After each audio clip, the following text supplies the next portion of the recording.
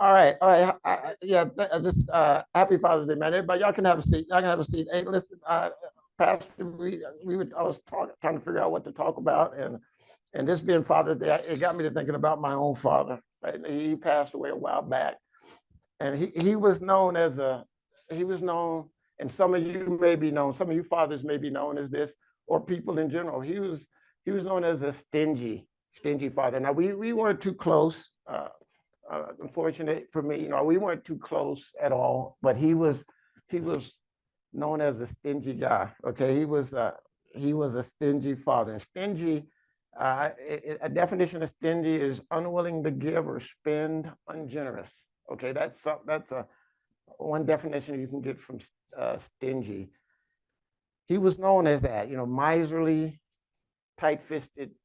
You know, that was him. And I'm gonna give you an example. And this was from, and I had to take care of the situation when he passed. I was the person that had to go in and look at all the finances and stuff for him. Now this is he lived in the same house that I grew up in on June Street, right? Him and my mom divorced when I was in high school, and she moved into another house. He stayed in that house that I grew up with, and I grew up in on June Street. He got there in the early '70s.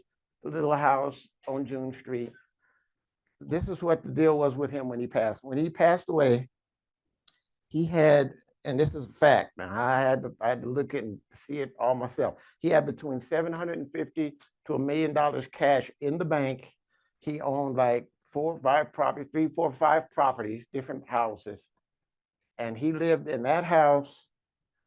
Drove uh, cars that you know, that he only drove used cars, and I would not have asked him for a dime. And I think my youngest sister, she was the only one that could approach him to if she had a need or whatever.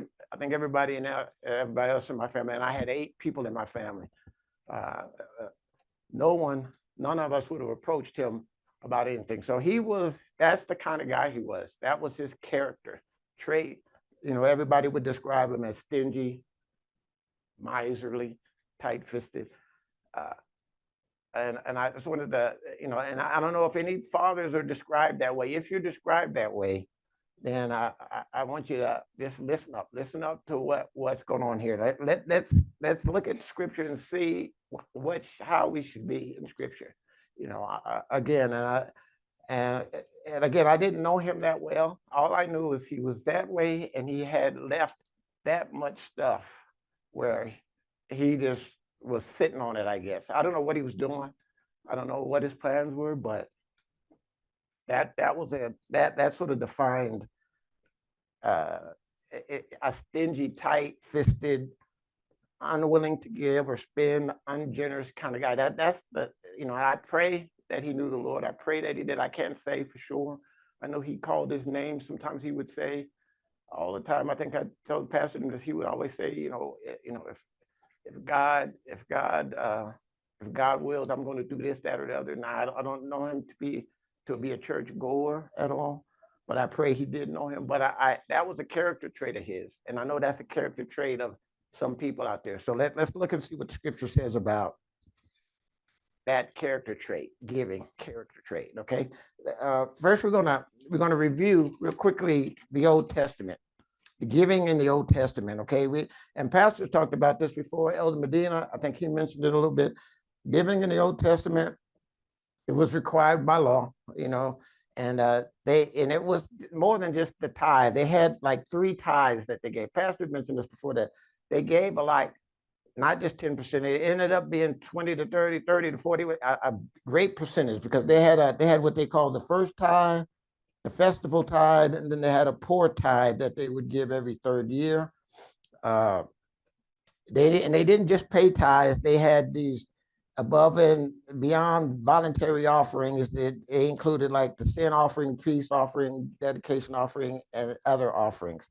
Okay, so that was how the law structured them back then. And the only people that didn't pay the tithes back then were the Levites and the poor. The poor didn't have to pay the tithes, but everybody else, that's what they gave, and they gave it by law.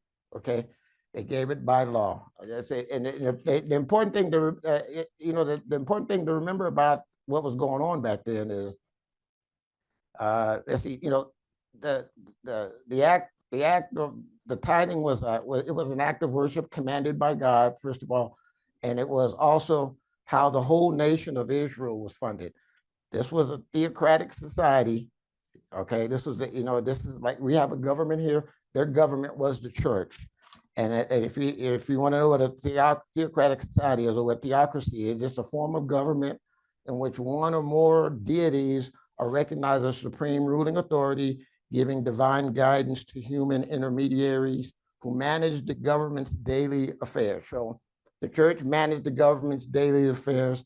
So in essence, tithing was their tax system. That's bottom line. That was their tax system. We have a tax system. It ain't tithing. The government gets our money, whatever the percentage is they get. This was the way the whole government was funded. So you got to remember that. And that'll sort of give you an idea of what's going on, post Pentecost Jesus. Okay. So the tithe and what is tithing in the New Testament? Let's talk about tithing in the New Testament. Okay. The giving of the tithes is never commanded. The New Testament is not silent on the topic of money. It just talks about money in a different way. In the Old Testament, it was black and white on giving. It told you what to give, when to give, and where to give. That's what tithing did. It told you what to give, when to give, and where to give. The New Testament, what it actually does, it raises the bar because giving is it's just not a checkbox in the New Testament. And you can see why that is, right? That it's a whole different situation when it was a little country that was run by, God was the head of the country and the priest dictated everything. They dictated how people lived or what they did. They had to pay their money to the priest, and they did all the infrastructure, the military, they did everything. The priest did that, but that's not the case now, right? Once post Jesus, that's not the case for us. He told us to go out, spread the gospel. So you got to realize there's a different thing going on, but people think it's not that you don't have to pay tithes. That's not what it is. It's a different thing going on altogether. And you're going to see what I'm talking about here. What it does, it's not a checkbox anymore. Giving requires you to examine yourself and see how you are living in the light of what Jesus has done for you.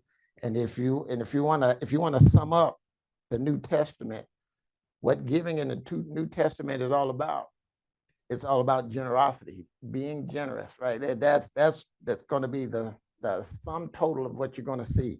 Let's look at some of these things that bear that out in the New Testament. I mean, we talk about this on sharing the word and in Bible study. Sometimes we talk about these things that, the difference, there's things that were commanded in the Old Testament that are talked about different in the New Testament, and the tithing and the giving is one of them. It's one of the things it's tithing. People use that word and preachers use that word nowadays, but it's not about tithing. But tithing, when I get to the end here, you're going to see what I'm talking about. It's like training wheels. The training wheels, tithing, you had training wheels on. Now the training wheels are off. Post Jesus, the training wheels are off. It's about free will giving. And I hate that. And I was telling Nelson Medina, I'm just going to be talking about what he talked about. He talked about it about 2 or 3 weeks ago. That's why I say here recently, he talked about this, man. It's all about free will giving.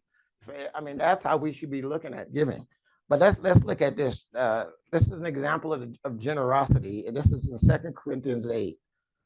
Moreover, brethren, we make known to you the grace of God bestowed on the churches of Macedonia, that in great trial and affliction, in abundance of their joy, and in their deep poverty, abounded in the riches of their liberality.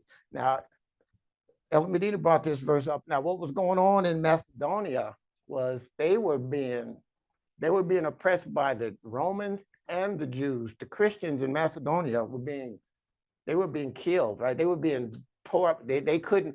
The Romans were taking their money, and the Jews wouldn't let them do anything, right? The Jews there wouldn't let them do anything. If they were Christians, they wouldn't let them buy, sell, trade. So they were in bad straits. They were living on a shoestring, as you say. No, they were barely making it. They were, but when Paul went around asking for this money for the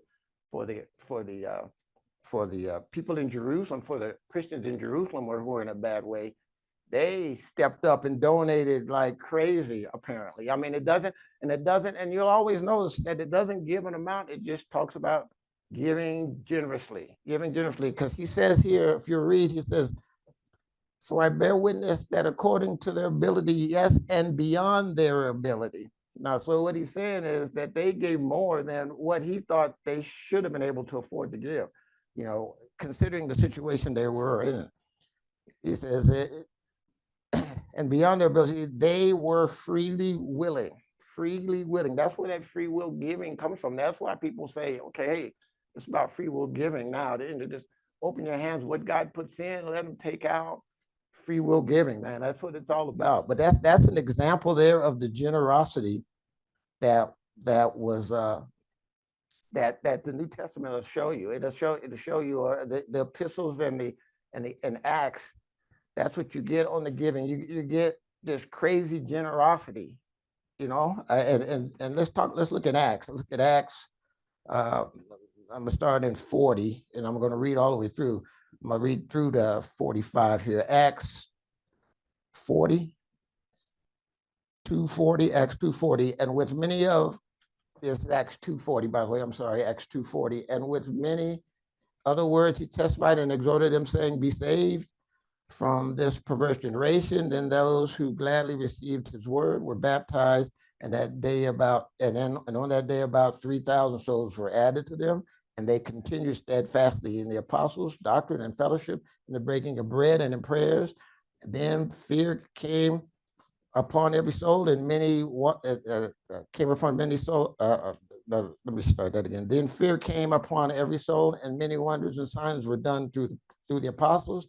Now all who believed, here's the key part. Now all who believed were together and had all things in common, and sold their possessions and goods and divided them among all as anyone had needed. Man, that's the New Testament right there. That's the generosity of the New Testament shown right there. And I'm just going to read those two, but there's plenty of examples of giving in the New Testament that just show just crazy generosity, right? So that's what's expected of us now, as opposed to this literal law giving. We're told to be generous. That describes it cleanly. And the Acts and the epistles, there are three main categories for giving in Acts and in the epistles. There are three categories that are clearly pointed out, and that's for missionary purposes, the poor, and the ministry. I'm going to show you those three areas is what you should be looking at as far as you're giving and you're being generous. And it's clearly that those are three key categories that are pointed out. And let's look at missionary work. I'm going to read from Philippians 4:15-20. Now you Philippians know also that in the beginning of the gospel, when I departed from Macedonia, no church shared with me concerning giving and receiving, but you only. For even in Thessalonica, you sent aid once and again for my necessities. Not that I seek the gift, but I seek the fruit that abounds to your account. That's an example of the Philippians helping Paul, right? That's an account of them giving Paul financial support on a mission, and that's a stereotypical mission. He was out and he needed money, and we all know about Paul. Paul took money from people who knew enough to love him and to try to support him. I mean, but if there was any questions, any issues going on, Paul would would not take their money if they had any doubts about him, because Paul had issues with the way he became an apostle, right? Everybody understands Paul was born abnormally, meaning he was not one of the ones walking with Jesus that everybody saw. So he had issues that Peter and them didn't have to deal with. So, but this is an example of missionary giving right here, and in the first century church, the churches were in the homes, and then the people went out, and the pastors would go place to place preaching, and this is an example of missionary support. We have that now. We have missionary support. We don't support a mission team out somewhere else. You know where our mission team is? Our mission team is right here. This church is like a mission. I mean, so if you come here, and we're flat down here on the west side, or whatever side we're on. I think it's west side. That's what our west side here. We're right here, and this is a mission. So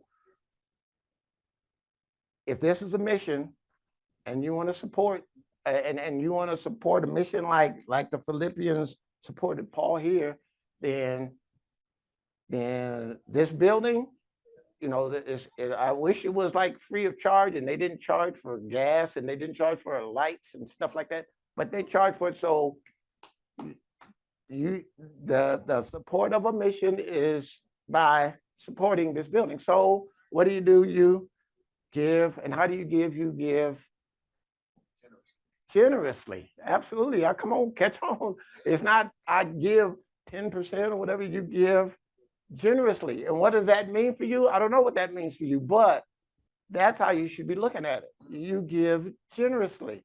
Everybody should be opening up and saying, you know what? Yeah, because this is our mission right now. And we may get to the point where we actually have something, and Pastor may come up and say, hey, listen, we had a mission team going to Africa.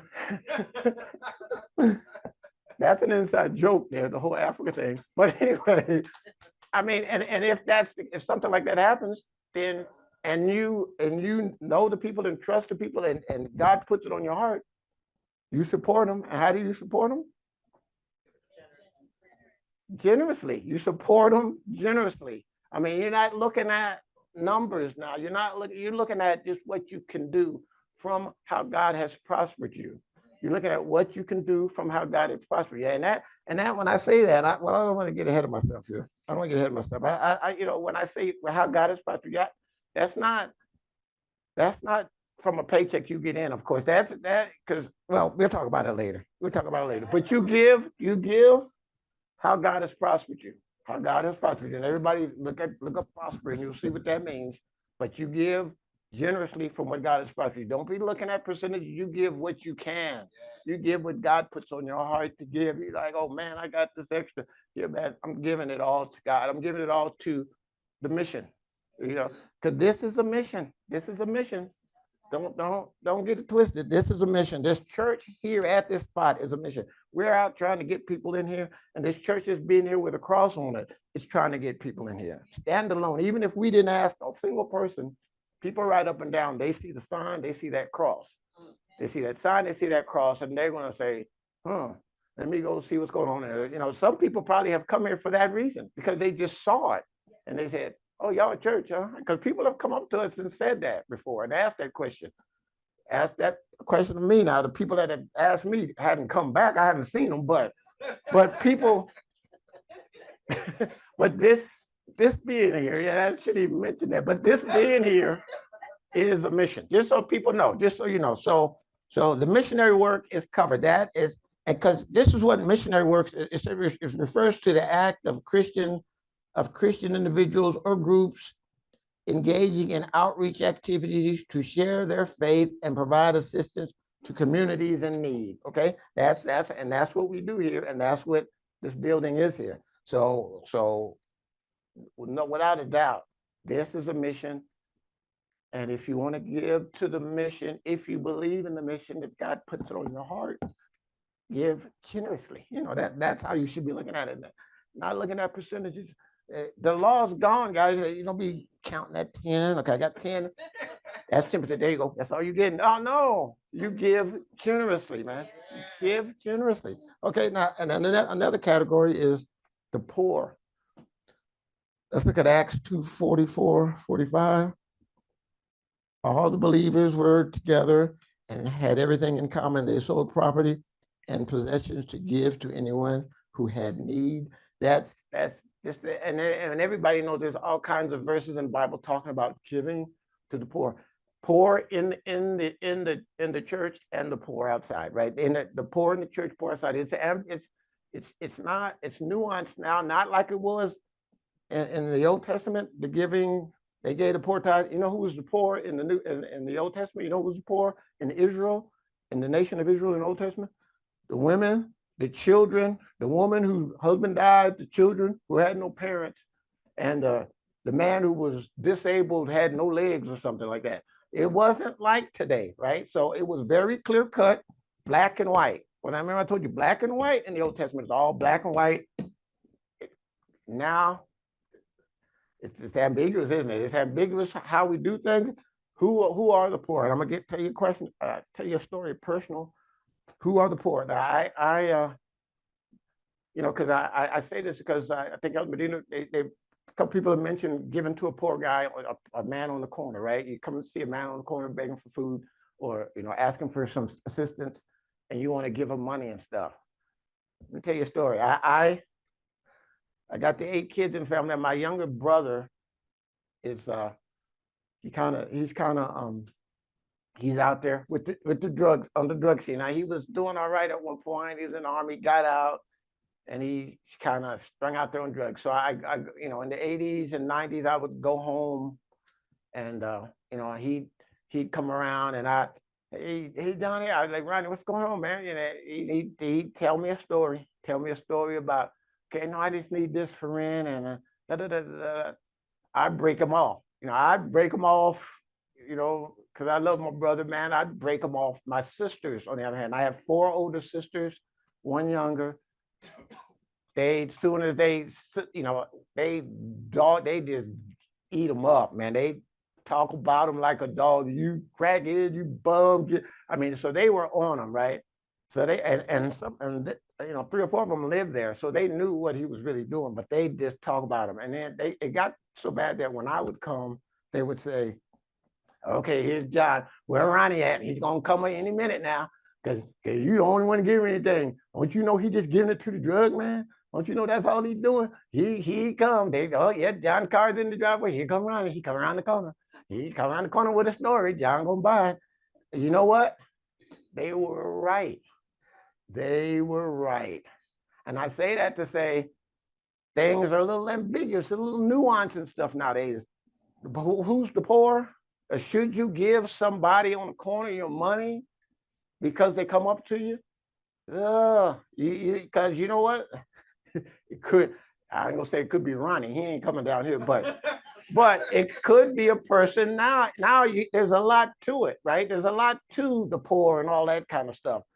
But your brothers in church, there's no issues about the people in church. You know what? Your brothers and sisters, when it talks about your brothers and sisters, it's talking about this group right here for us right now, not other churches. It's not somebody that comes up to you and says, I'm a Christian, that you don't know from Adam. You can't take that and think that, well, this is a brother and sister in Christ, let me give him my money. No, you got, and I didn't. I was just giving Ronnie money, but I figured it out after a while. And because my brother, because I knew, it finally dawned on me what they were talking, that they were right. I can't just break him off a couple $100 when I see him every time, because he's telling me some story about his rent or something like that, and believe that that's what's going on because he had a drug problem, right?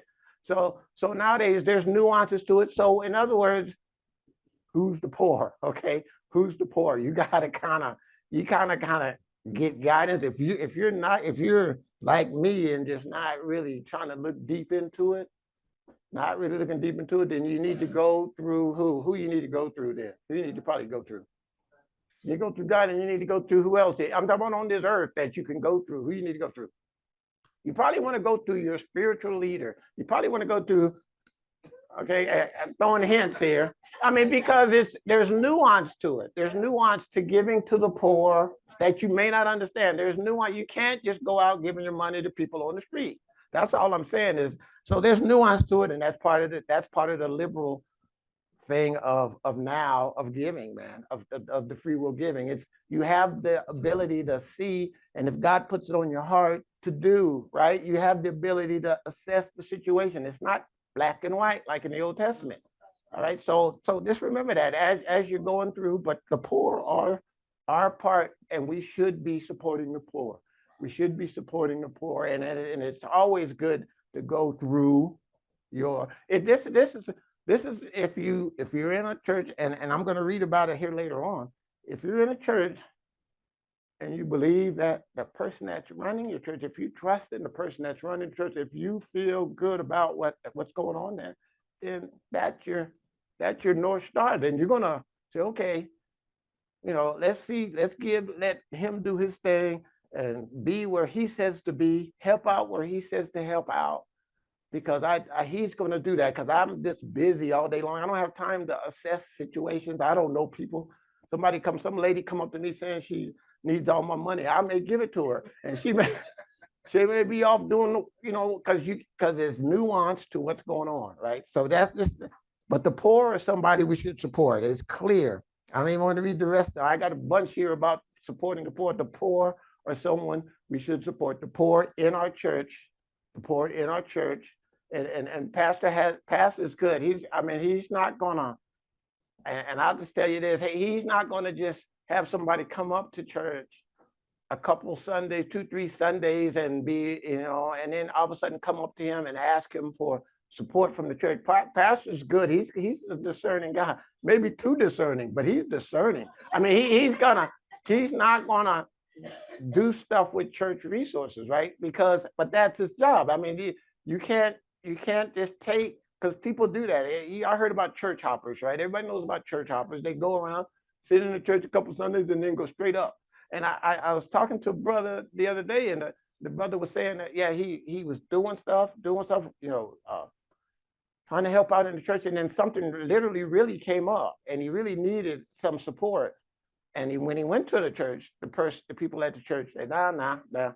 And it hurt him when that happened, because it was a simple request, and he was really getting into it, it sounded like, and that hurt him. So there's a lot of pressure on church leadership to have that discerning skills, and to do what they feel is right. And again, and that's just, that's all being led by God. God's going to lead him, and the thing is, you want to trust them, and you want to be in a church where you can trust someone that's going to be in the Lord, that's going to get that call right. That's going to, because people get it wrong all the time, but you just got to trust in the person to get it. So, bottom line, giving to the poor, you want to give. Giving to the poor, you want to give. Okay, but there's nuance to it, right? You want to give generously, but there's nuance to it, and so you're not counting percentages or nothing. You want to give generously. If you feel it on your heart, you want to give generously, but there's nuances to it. Don't just go throw your money away, because we're living in this time now of liberality. You can assess the situation. Be smart about it. Don't be like me with Ronnie. Be smart about it. Be smart about it. Okay, and the next thing I want to get to, we had mission work. We know that it was poor, and then to the ministry, giving to the ministry. I'm going to read here about giving to the ministry, to support the ministry. Don't you know that those who serve in the temple get their food from the temple, and that those who serve at the altar share in what is offered on the altar? In the same way, the Lord has commanded that those who preach the gospel should receive their living from the gospel. That's 1 Corinthians 9:13-14. And then I'm going to look at Galatians 6:6. Nevertheless, the one who receives instruction in the word should share all good things with their instructor. The one being taught, that's Galatians 6:6. The one being taught has the responsibility to help the one who is teaching. This can include financial as well as other categories of life. Now let's read Timothy 5:17-18. I'm speeding up here because I'm way over my time. Here we go. The elders who direct the affairs of the church well are worth double honor, especially those whose work is preaching and teaching. This is the thing. If you trust your preacher, if you're learning from your preacher, if you're learning from the person that's up here weekly, if you're growing from the person that's up here, if some honor him, give generously. Now that's all included. There's a lot included here. So basically, you're gonna give generously to your church if you trust they're doing it. If you're growing, if you're learning, you know there's outreach. You know there's help for the poor. So you want to give generously. When you give, you don't want to be looking at percentage. You don't be looking at percentages. And this is the thing. And this is what I was getting to with the poor. Now, if this is the deal. Now you know that the Bible says if you you know you're a slave to the you're enslaved to the person that you owe, right? If you're the debtors enslaved to the person that owes is in debt to, and y'all can look it up. You're in debt to the person who lends you money. Debtors and so this is the deal. There's working poor. You know, there's working poor out there, and if you're part of that, that's understood. Pastor's gonna you need financial classes and stuff. That's understood, because this is the thing.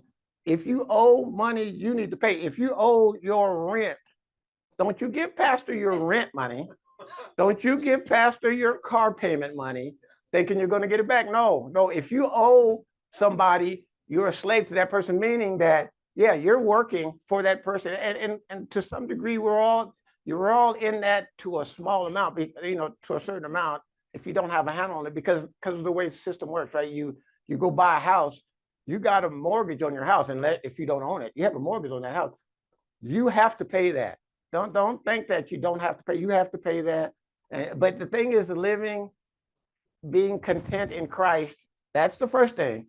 And that's what you should get from coming to church all the time, learning how to be content in Christ, and not living out in the world, not overbuying, overspending, and to where you gotta work to make these payments. You're a slave, you're poor, you're not prosperous. That's not part of prosperity. Just because you make a six-figure income, you may not be prosperous at all, because that come in and be gone. Because they're like, yeah, I make six figures, but yeah, you owe 6,000 people, you know, and that's financial stuff. So you're not prosperous. So you that are prosperous, that have it under control, and you get that way as you get older. You kind of figure that out, and you get yourself under control.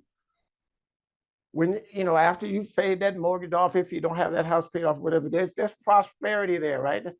Now, if you, from that, what the New Testament tells us, and you guys can study it, pick it up and look at it, man. What it tells us is from that, we should give generously to the kingdom. I mean, bottom line is generously to the kingdom, to the missionary, to the poor, to the pastor. Yes, pastors should be able to eat off of the ministry. They should be able, that the Bible says it clear as day. They should be able to function and do their thing off the ministry. The pastor should not have to be worried about his food when he's doing his weekly thing or whatever. He should not have to worry about that. He should be getting from the church. So pastors should get paid from the church. Don't let nobody tell you that should not happen. I mean, there's some that are exorbitant. There's some that they're chasing money or whatever, but the pastor should eat off the brothers and sisters. He should be eating off the brothers and sisters. It's clear as day in here. You know, and Paul talks about it, and everybody likes to pull out where Paul says he's not accepting money. He says that to a certain group. Yeah, no, I'm not taking your money, but he got money from other groups that knew the love he had for them, and they had love for him, and they wanted to support him. So when you give generously. Don't be thinking about percentages and stuff. You should give as much as your heart tells you to give, and it's gonna show the love of God in your life. When you know the amount you can, because God promises He'll replace what you give. He's not gonna make you rich. He promises to replace what you give if you give with your heart in the right place. If you give to growth of the kingdom because you're giving to the kingdom. All right, you're giving to the kingdom when you give. So definitely, that's what you want to do. You want to give generously. I just wanted to make that point. And my father, if you're known as a stingy father, all right, if you're known as a stingy father, or a stingy person, period, right? Not just father. If you're known as a stingy person, a tight-fisted, miserly person, you might want to check it out. Sometimes that may be for a good reason, for that some people know you that way. But as far as the kingdom of God goes, as far as the kingdom goes, growing in the kingdom and the growth of the kingdom, you definitely don't want to be that way. You want to give generously, right? You want to give generously for all these different reasons that you need to give. Now, you may give to a radio station as well. If there's a radio station that you listen to all the time and they're doing a drive or whatever, and you figure, you know what, I get stuff out of this. This is good for the kingdom. You give to that radio station and you give generously, right? But there's no question for this group, for our growth, for this, just for everything that we got going on here. We want to give generously, and you don't want to be thinking about numbers. You want to give what you can, and you want to give as often as you can. And Paul talks about, real quickly, Paul talks about how he set up the giving for his purpose, right? He was like, hey, listen, you guys, in a part of Corinthians, he said, collect it once a week. So when I come, blah, blah, blah, blah, right? Yeah, look it up if you don't know what I'm talking about. But the whole point in that is to make it make sense. Okay, we live here, we're here doing this, we got a bill at the end of every month, right? So make it make sense. Oh, we got a bill at the end of the month. Well, I probably should be giving every week because there's a bill due at the end of the month, or every 2 weeks, there's a bill at the end of the month. Let's see, your pastor probably be getting hungry every once in a while. Okay, so I probably should give on a regular, I say that jokingly, but that's the reason for it's not commanded that you give like Paul talks about with the Corinthians. It's not commanded that you give like that. That's not a command. It was a make sense. I'm going to come collect weekly. When I get there, the money will be in one spot. I don't have to go to everybody and get their money. It was a logistic thing that made sense. So that's how we got to think about it, right? Think about it. So, that's how we should think about it. You got bills. They probably pay that once a month. Pastor Greedy, he eats every day, whatever the pace may be. You give in that kind of fashion, right? You make it make sense for you. And if it don't make sense for you, then do what makes sense for you. But think about it and it makes sense. So that's how things should be done. And I want to end on that note. And I just want people to understand that we're giving generously to the church, right? When we give to the church, we want to give generously. We want to give for different reasons, right? There's a lot of different reasons that we give to the church. There's a lot of different reasons we give to the poor. And you can go do things out there, out in the world on your own, out in the streets. If you see a poor person, you can help them, but working through the church gives you that kind of, gives you that barrier and that cushion and that extra layer to make sure it makes sense. So you don't want to do like I did with Ronnie. You don't want to do that. You don't want to just give somebody money that's going to go to the crackheads. That's what the drug dealers. That's what my sisters were trying to tell me. They were telling me, John, and it took years for me to finally say, Roddy, because I wasn't seeing no real progress there. But so I wasn't doing it smart. So. But now, but let's just work. I learned my lesson. They laugh at me today about that. They talk about me now about, yeah, you just help support his crack habit, But that wasn't my intention. I was just out of love. I was just following along, trying to get his situation. I'm thinking he's a payment away from eviction from his house, from his apartment or whatever. And John, you giving your money to the crackhead, man. He just giving it to the drug man. He just go right around the corner. Ronnie, no, man, don't believe them. No, no. But we have layers now. I mean, we can pray, we can do what's in our heart, and there's a reason why you have a spiritual leader.